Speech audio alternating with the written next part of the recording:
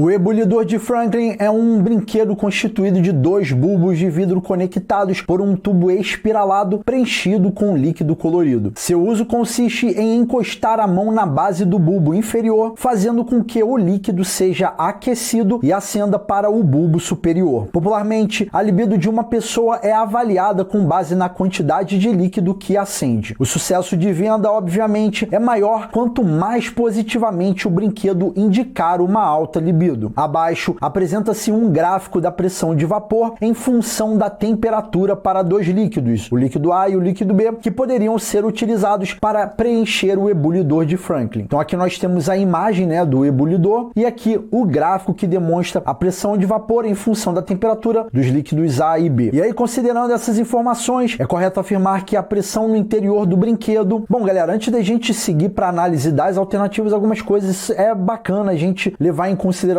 aqui antes de iniciar a leitura das alternativas, que vem ser mencionar que quando falamos em pressão de vapor, nós estamos, obviamente, falando da pressão gerada pelos vapores de um determinado líquido em uma dada temperatura, e isso faz com que quanto mais volátil, e que em outras palavras eu poderia falar também que quanto menor o ponto de ebulição, maior a pressão de vapor. Só para você ficar por dentro do que eu estou falando aqui, não ficar dúvida. Volatilidade está relacionado com a capacidade de um líquido passar para o estado gasoso. Então, eu vou dar um exemplo para você poder imaginar legal, caso você não saiba o que é isso, que vem ser o álcool, né? O álcool, a gente sabe que ele passa facilmente para o estado gasoso, tanto que a gente tem que deixar ele fechado, né? Então, a gente diz que o álcool é um líquido bastante volátil. Ou eu posso dizer, inclusive, que o álcool é mais volátil do que a água. Por quê? Porque o ponto de ebulição do álcool é menor do que o ponto de ebulição da água. Então, como ele tem maior facilidade de passar para o estado gasoso, pelo fato de ter um menor ponto de ebulição, isso gera maior pressão de vapor se eu comparar esses líquidos, tá? Então, perceba que aqui no gráfico eu tenho que, vamos botar aqui, por exemplo, a temperatura de 10 graus Celsius. Olha o valor da pressão de vapor do líquido B comparado com a pressão de vapor do líquido A. Tá vendo que o valor da pressão de vapor, e eu quero que você olhe, que eu estou observando somente aqui na temperatura de 10 graus Celsius. Então, eu mantive os 10 graus Celsius. Então, lá no eixo Y, que é o valor da pressão de vapor, ó, eu tenho um valor aqui abaixo para o líquido B e para o líquido A tá aqui em cima, tá vendo? Então, eu sei que o líquido A, pelo fato de ter maior pressão de vapor se comparado com o líquido B, então eu sei que o líquido A apresenta menor ponto de ebulição se comparado com o líquido B. Então, o líquido B, ele vai ter maior ponto de ebulição, tá? Inclusive aqui é um P, né? Não é um B, não. PE,